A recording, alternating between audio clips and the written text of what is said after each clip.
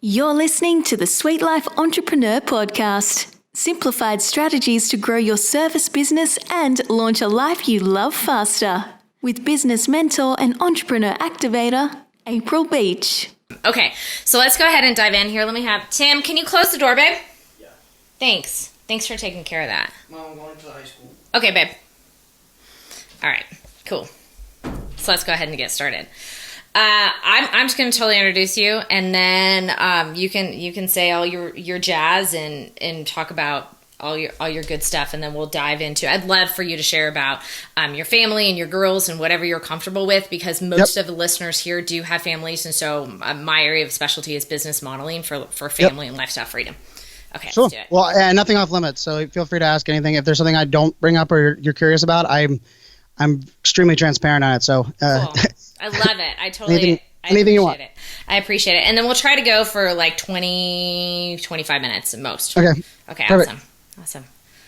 All right, you guys. Well, I'm so stoked to have Brian Fanzo here in the house today, because I met this guy a year ago at Social Media Day Denver, and he was one of the most authentic speakers, certainly at this event, but that I had ever heard. And the reason why I wanted to tap into everything he was doing immediately, I was asking for a picture with him, and I wanted to know how I could follow him on social media. And the reason why is everything that he is going to talk about here today on the show. He is super authentic and transparent, how he comes across in social media, and he's not afraid to really get down to the essence of what we've been talking about a lot here on the show, which is grassroots relationship building and being authentic and being vulnerable, but being fun and putting yourself out there and taking risks as well. So, Brian, welcome to the show. I'm so glad you're here. Introduce yourself, and I know everybody's going to love you right away. Oh, thank you. Thank you for having me. And it's almost like a year to the day almost. I think Social Media Day is like a week ago. So, I am a full-time speaker now. I speak about 60 events a year as my full-time role. But I got I'd say a slightly unique background, and I think almost everybody thinks we have a unique background. So, but I graduated college with a computer science degree, went and worked for the Department of Defense in cybersecurity for 9 years. So I did 3 trips to Iraq, 2 to Afghanistan. I've actually traveled to 76 countries total. I do lots of travel. I left cyber, went to a startup, and then in that startup, I did a lot more focused on marketing and sales enablement, employee advocacy. And then for the last 5 years, I had an agency, marketing agency, but then I really kind of just switched to this, my speaking side of the house. I also host 3 podcasts. I'm a dad of 3 girls. I also was divorced about 3 years ago, and I have a new girlfriend that also has a 22-month-old. So I technically have 4 girls right now. I have a 9-year-old, an 8-year-old, a 5-year-old, and a 22-month-old, all girls, which it's my favorite job of everything I do. I do a little bit of everything, but being a dad is the thing that I love the most out of all of that. And what you said on the intro, for me, I never consider myself a marketer or a salesperson. I kind of consider myself someone that loves bleeding edge technology. I love change. I love the things that enable that. But really, for me, like my ultimate thing that I love doing more than anything else in the world is connecting great people with great people to do great things. And so if we look at that, like the foundation of that, like collaboration and connection. And so for me, that's what I did in the government. That's what I did actually in college. I was the weird student where I was the president of my fraternity.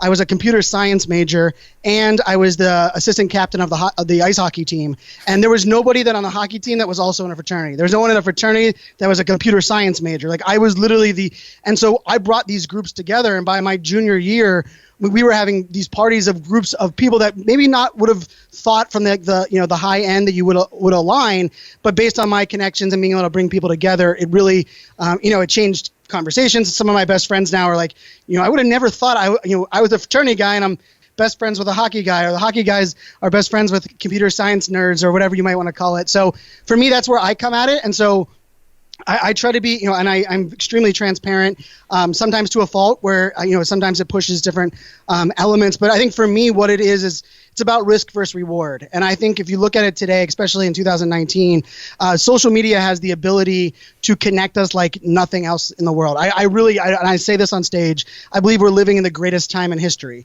We're not limited by our area code. We're not limited by our resume. We're not limited by the people around us. For me, growing up in Pittsburgh, all of my family, the only thing they ever knew was Pittsburgh and maybe a vacation spot. And now my daughters can Skype with one of my coworkers, one of my friends that's in Australia, and my daughter that's 9 knows what Vegemite is, right? Like understands and so I think without these borders and constrictions, we have to look at social and digital differently and say, hey, how can it connect us better? And for the last 9 or 10 years, we've been using social media to market and put our filtered life out there, and it's worked, and it's kind of what has been going on. But in the last 2 years, we've realized that, and I'm also pushing it, is that faking it till you making it, selling unicorns and rainbows, those that just rent the flashy car, put the perfect filtered picture up there, we no longer care about them. We no longer connect with them. Yes, they have all the followers. Yes, they're still getting some publicity, but I would argue in the long-term game, we connect more with people that look like us, that act like us, that we can relate to. And so my thing with how I use social media for my business, and, in perspective, 88% of all of my leads happen via social media. I am a social digital, I don't have a product. I don't have a book. I'm 1% of all professional speakers don't have books. I'm part of that 1%, right? And most people have a giant team. I just recently signed up with a speaker agency just this year. But for me, that's kind of where it comes down to is what I've been able to do is I've been able to push limits. I'm on every social network there is. I don't recommend everyone to be on every network, but part of what my job is, I'm on every network, figuring out what works so that when someone asks me or someone has a business, I can give them advice on where they should focus, what they should work on. And so that's kind of where I come from. And so when you say that, from an authenticity perspective, that means the world to me because it's not about online versus offline. It's not about business versus personal. We care about the human, and the human does not have a personal life and a business life. They don't have an online life and an offline life. It's called living. And I think the more that we kind of embrace that, the more that we can look at the power of social and digital to help us. And it's the long-term game. I'm not here to win followers and friends in the next year. I want 10 years from now for my brand, for my business, for my reputation to speak for itself. And I believe that's kind of where we're at in this kind of business world today. Yeah, I told you you'd love this guy. Everybody's like, yes, listening. I can hear it in the future in the pre-recording.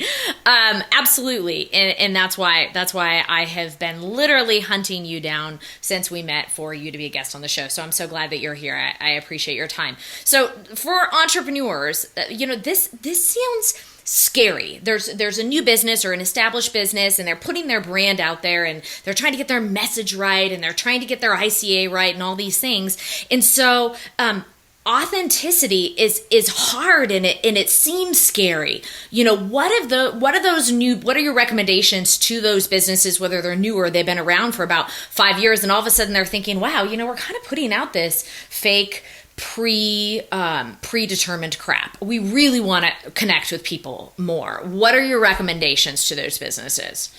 So I think for me, entrepreneurs, especially entrepreneurs, service-based entrepreneurs, have the number one advantage for personal branding and telling their story, because you're only in business because you care about what you're doing. Yeah. You put up with all the craziness that is the entrepreneur life because you have a passion for the service that you're providing, the people that you're working with, right? I get to work with my initial social media strategies that I worked with we're trying to make IBM, Dell, Samsung, trying to make them sexy, trying to make them have a story that people care about, trying to get IBM to remove their giant blue suit jackets and be real. And that's who I worked with. And it's painful and it's disruptive. It's slow to happen.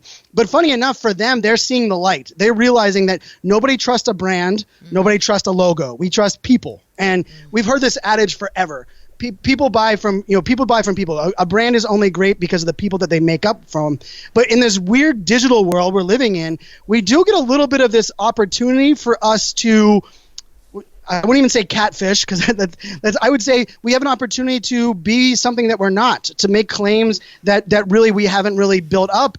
And it works for a lot of people. There's a lot of giant names that are out there right now that are giving entrepreneur advice that I would argue their first 5 years, they were completely full of crap. Right. And they were putting it all out there. But that was because at the time it worked. Yeah. But right now we are dealing with fake news and bad news. Yeah. And so if you want to cut through the fake news and the bad news, it's you can't even risk the idea of faking it anymore. You can't risk the idea of not being real and true to yourself. And so I understand that authenticity is, especially from an online, putting yourself out there is scary, because there are trolls. I don't mess around with that side. There is failure. Failure sucks.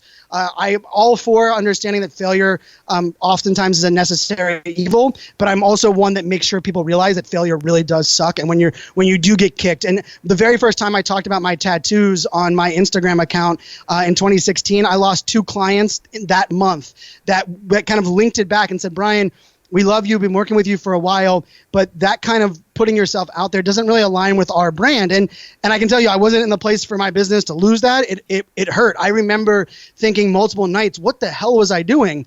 But at the same time, we know this at our core, that they probably weren't the right person to work with me anyhow, like over the long term. And one of them had been a client for almost 2 years. And so that is scary, and that is a risk. And I'm all for I always say risk versus reward, right? Hey, I'm gonna tell a story. Like I was diagnosed ADHD at 31 years old. I put that out there everywhere. I've been interviewed 100 times on it. I talk about it on stage. There's a risk to that, because I've had multiple people say, well, Brian, we know because you're ADHD, you might be a little bit sporadic and you might not reply to our emails, or like you said, it's a little harder to track you down.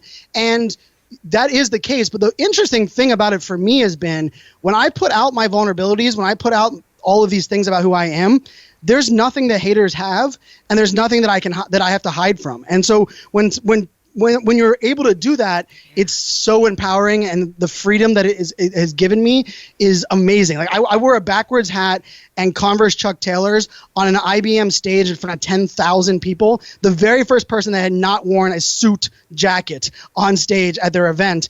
And it was because, for me, it was like pushing that limit, right? And understanding where it goes. And so I think for those that are listening, and this is scary, one of the things I know as an entrepreneur, and many of you are going to tell me this, or we're going to talk about this, is that you're going to say, well, whenever someone gets to know me, they buy from me and they love me and they turn into my biggest fans. Here's the thing that I challenge you. When you look at your website, when someone that hasn't got to know you yet, and their first impression, how far away is that first impression to that true, authentic person that closes every deal, because anyone that comes and sees you in person? And if there's a big distance there, that's the problem with digital and social. And this might sound a little bit kind of bleeding edge. It's different. 2019 social media is way different than 2014, 2013. Yes, the filters exist on Instagram. Yes, we have hashtags. I love Instagram. Instagram is my favorite channel that from a personal consumption as well. But there's also this element where we're smart. As consumers, we see through everything, right?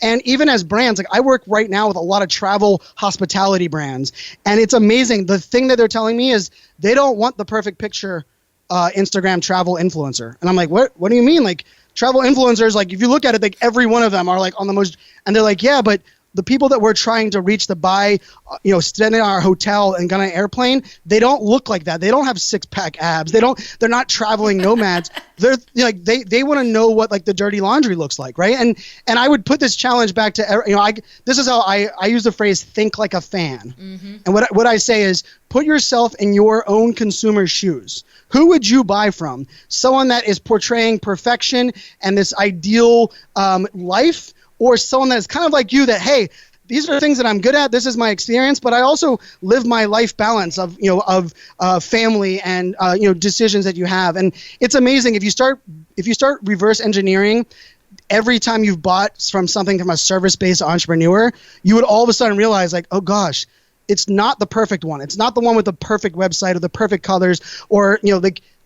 I love Instagram, but you don't have to have the perfect color scheme on Instagram. It doesn't have to be one picture every day with like this perfect diagram. Yeah. Because I will say that the thing that I want everybody to remember is that perfection's a fairy tale. Mm-hmm. And if you can remember that and believe it, it'll stop you from kind of having this overwhelming feeling. But yeah, I think the first place you have to start is you have to put yourself in your fan's shoes. And the second place you have to start is you have to start telling your story, but baby steps, right? Start putting yourself out there in ways that maybe you hadn't before. Because the funny thing about it is there's lots of things you've never shared online.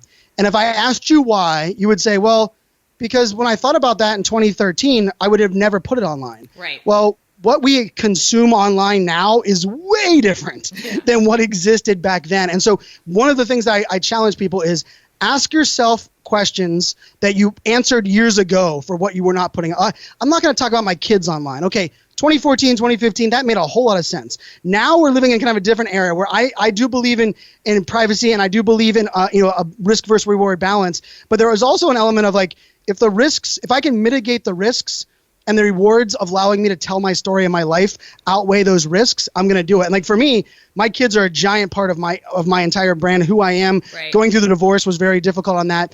But I also have Google alerts set up with if the word bomb, lockdown, or threat is tweeted or posted in a 1 mile radius of my daughter's schools, I get an email directly immediately when it happens. So yes, I put my daughters out there, but it doesn't mean I'm not being prepared for understanding that the world. I just had to get 2 people that took pictures of myself and my daughter, and they were putting it on their they took it from my Instagram, put it on their site, and they're hawking products that I would never want my name associated to. Yeah. And I just had to send them an email and let them know, and they were super nice. They were like, so sorry, we knew you were the transparent guy, but it is a little bit different. It is new. This is a little bit scary, but I can tell you, when you start to do it, the freedom it enables is mind-numbing. It's why I'm so passionate about it, because it's changed my personal life and my business life by simply being myself online and offline.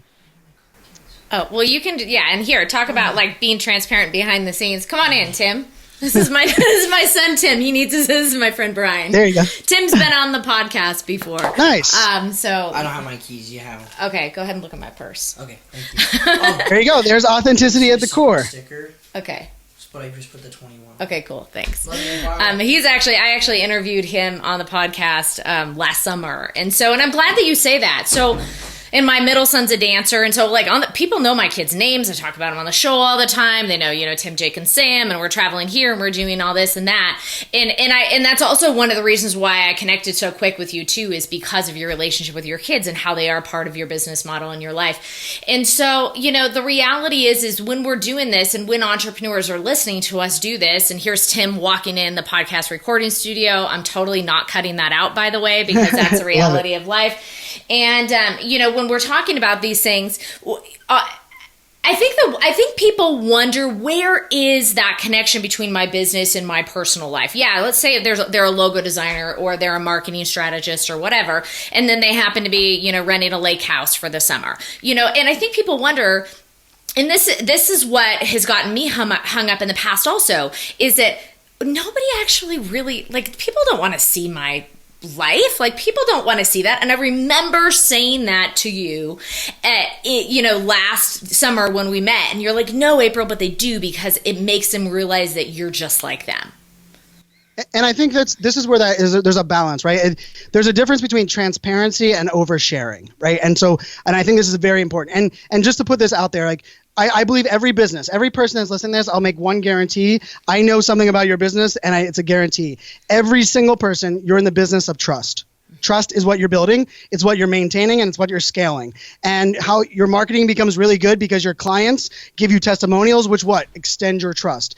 You work with influencers or you collaborate with others because it extends your trust. So when you're looking at trust, transparency does not guarantee trust. This is one of those mistakes I think a lot of people make, right? They will say, okay, well, I'm being transparent. Well, if you're being transparent and you suck offline, you transparently suck transparently, right? People can look right into who you are. And so what I like to say is that transparency gives people a window into who you are to decide how authentic you are, right? So transparency does not guarantee people are going to like you or not like you. It just it cuts down that time. And I've said this for a long while. For me, I always looked at a business relationship on social media using words or graphics. So let's just say Twitter, Instagram, LinkedIn, Facebook.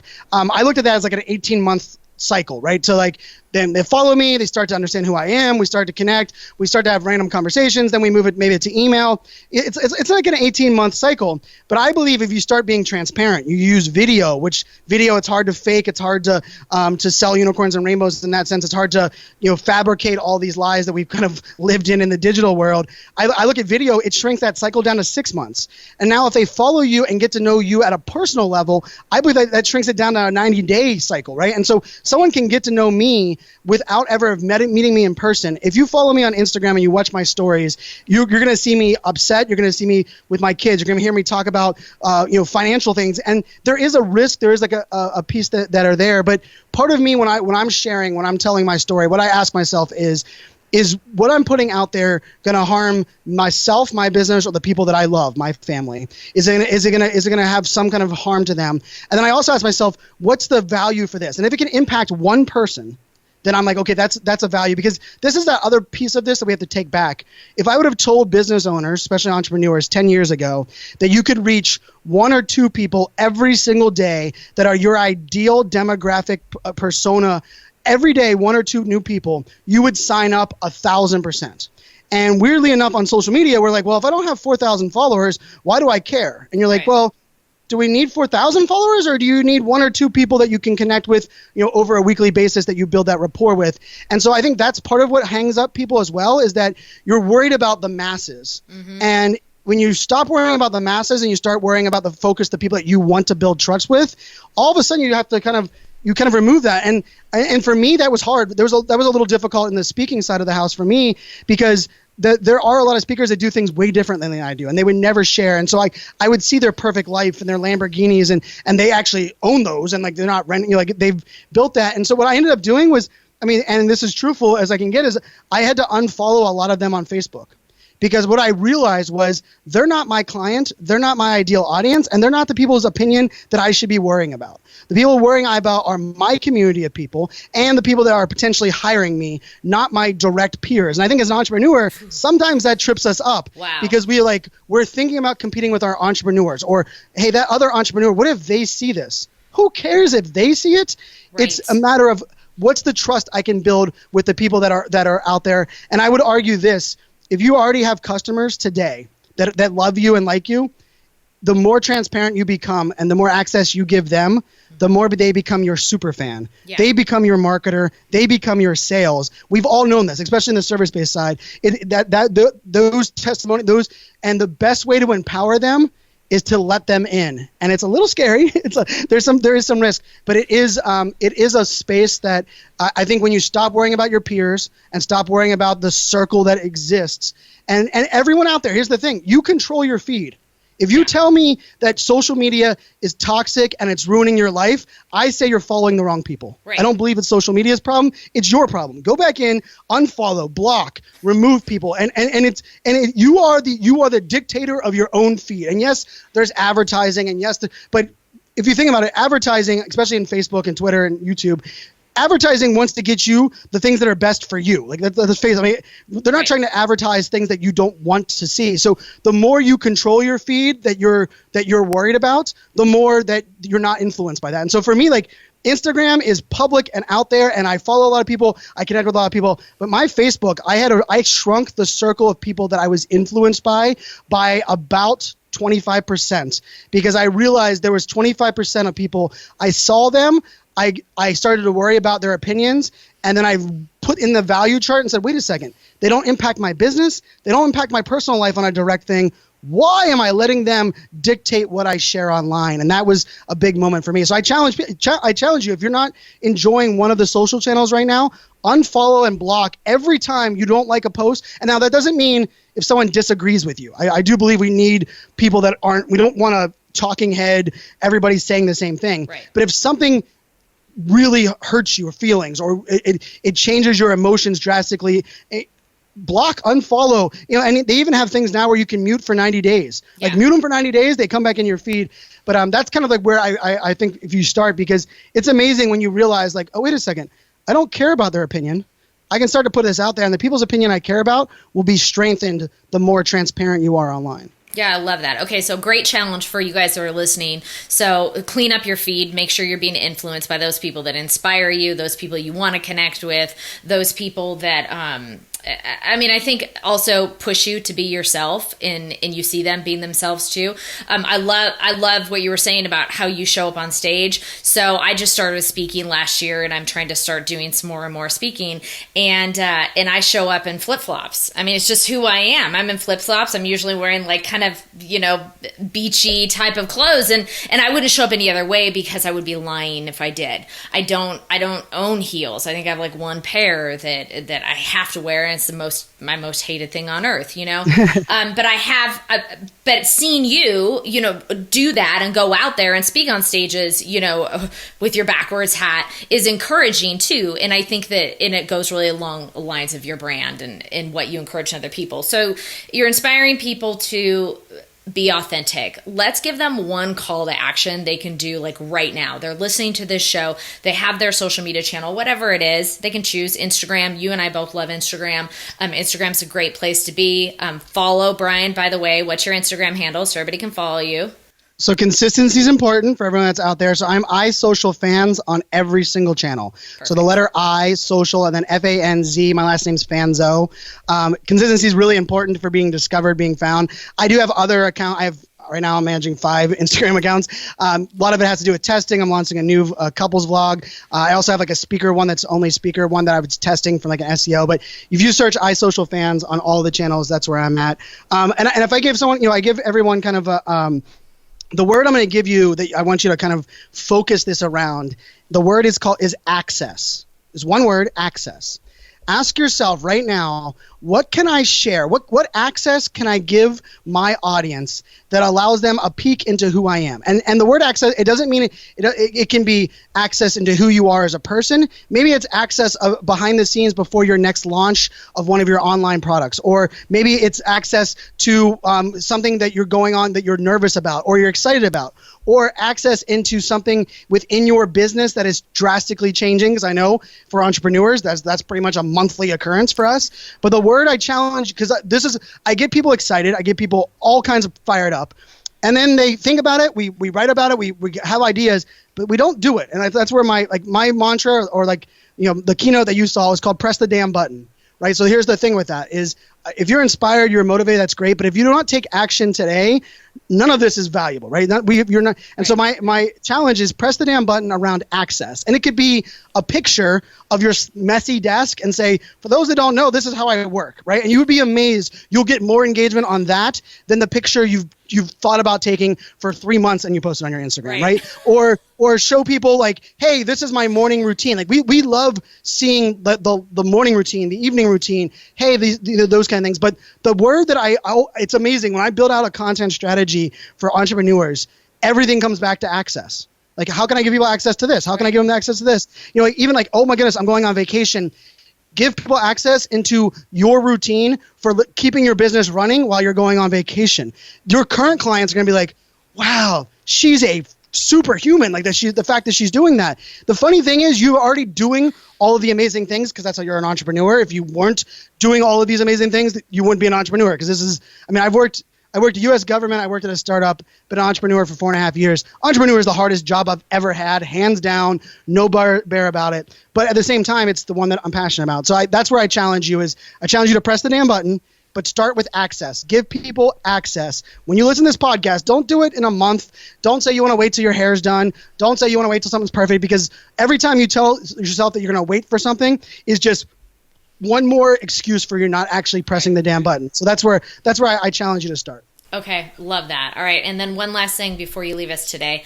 I want to hear about your new Take Two vlog. Oh, yes. Yeah, talk about that real quick.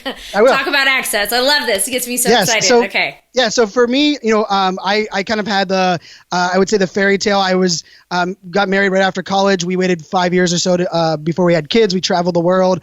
I have 3 daughters. I was married 13 years, and we just became different humans. I was a different perfect person at 23 than when I was at 30 with goals in life. And so I was the one that asked kind of for the divorce, which was shell-shocking to me in my life. life. I'd always wanted to be a dad, and not having my daughters full time was the first time I experienced depression, the first time I felt loneliness, the first time I felt like I was truly on my own. And it was rough. It was a rough 18 months or 2 years of struggle while I was an entrepreneur, while I was a very public persona. And thankfully for me, putting myself out there allowed people to kind of help me through it. But through that time, for me, I kind of figured out, finally, I became very self-aware at a level I never even knew was possible. And I became at my happiest, best part of my life, February of 2018. And luckily for me, I was at this place where I needed nobody, and I was self-aware and self-confident. And I met a girl at an event that kind of blew my mind. I ended up coming home from the event and said, I just need to go out and fly and take you out to dinner. She happened to be going through a divorce as well. She happens to live in Atlanta. She happened to have a 4-month-old daughter at the time. All of these things were things that I wasn't planning for, wasn't going for. But it's turned into not only an amazing relationship, but she makes me better. I make her better. But she lives in Atlanta and had gone through her divorce. I'm going through mine. So I have 3 kids. She has 1. We're both in our mid-30s. We both also happen to work in social media space. And so what we decided, we've been figuring this out as we go. And we are what I've learned, I think, for me, being self-aware, is that I'm very transparent, I'm very open, but I was not a great communicator in my marriage the first time, as far as where I had become and kind of putting those things out there. And so we've learned, both of us, I think, from both of our first marriages. And so we're launching a vlog called Take Two, because it's our take two, it's our second attempt. It's also kind of the premise of taking two, it takes 2 to kind of fall in love and be a couple. And our goal with this is to share every aspect of our journey. I'm editing one of the vlogs right now, and I'm extremely emotional because I was very lonely and sad one day that I had a great day and I had nobody to celebrate it with. And I had this moment where I just put the camera up and recorded it. But I was bawling and talking about my mom and like the impact of the family that I grew up with. And so it's my version of, I believe, divorce and life is messy. And I think we talk about it a lot, and once you go through it, you realize it, but there's not a lot out there that people are putting it out while they're going through it. And so we have an Instagram. It's called Take Two Couple. We have a vlog that will actually launch today is the goal of the day we're recording this. But it'll be a bi-weekly vlog, and we talk about everything from long distance relationship to difference in politics, to the idea of communication, to sexuality, to religion. We're gonna really, we're not hold back. It's not marketing, it's not sales, it's not a channel you're gonna follow for that side, but you're gonna get a dose of. And for my followers, it's very much a lot of what they get, but now they're going to get it at a level that is truly focused on, I want to be the best dad, the best human I can for my daughters, but I am not perfect. I've done many, many things wrong. I'm still figuring out things as I go. And yeah, that's the new vlog that's going to be out there. And, a lot of it has to do with the fact that I do believe that we are living the greatest time in history, and I feel like we shouldn't be alone. Like my focus right now is called digital empathy, and that's for my business. And I really think that suicide rates should go down. I feel like people shouldn't, if you like underwater basket weaving and you like doing it in your socks and you like coloring your hair blue, you should be able to find a community of people that either are doing the same thing or that are connect with you. It might be a Reddit community, it might be on Instagram, but I truly do believe that we as a community, as a world, the more human we can be online, the more we realize that we're not much different than we're all pretty much the same. We're all human. We all have flaws. We all have things that we're doing. And so, yeah, it's gonna be a lot of fun. It's been exciting to capture this content. We've been capturing content for about 4.5 months. Some of it's really raw and really different for me. But I'm ready. I'm excited, and I maybe I'll come back a year from now, and I can come back on and give you kind of the lessons I've learned on that side of the fence as a creator, being extremely vulnerable and at a whole different level. Oh my gosh. Well, I wish you had done this a year ago. So now that we're launching our family vlog too, that I could learn from you. So I have a feeling I'll be falling on my face right there with you a couple times, but excited to see that. And we'll certainly be tuning in. I know we will for sure. So one more time, where can everybody find you as far as the Take Two vlog and all of your other influence? Which just really appreciate what you do in this space and how you're mindfully doing it differently than everybody else, than most people. Hopefully it'll start wearing off on a lot more people faster. Thank you. Thank you. That means a lot. Like I said, consistency is important. So isocialfans.com is my website. Isocialfans is my accounts on all the channels.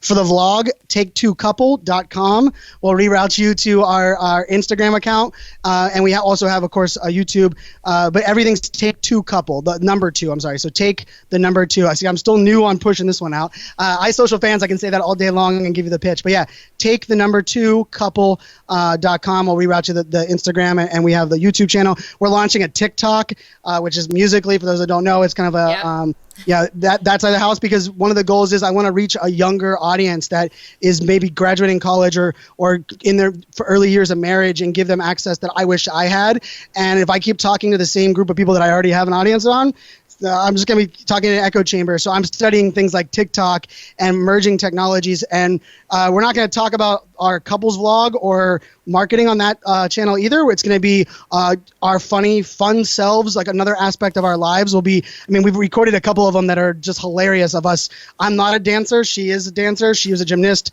I was like a hockey player. Like we couldn't get more different in that side. But so that's another place. So yeah, if and on those channels the same way, like if TikTok, I'm iSocialFans there for my personal one, and then I'm Take Two Couple on there as well. So I appreciate anyone following, checking it out, and this is all a journey. We're all figuring it out together, and I think the more we have great conversations like this, I'm so glad. It's thankful to Joel Com and Aaron Sell, who put on Social Media Day Denver, who are my good friends for 4 years. They asked me to come out to that event. I came out to the event. We got to meet. You were really good at staying on top of me and making this happen. And I apologize for it taking so long, but maybe it was the right time so we could have this conversation at this level. So I appreciate you having me on for sure. Yeah, it's perfect. All right. Thanks for being here.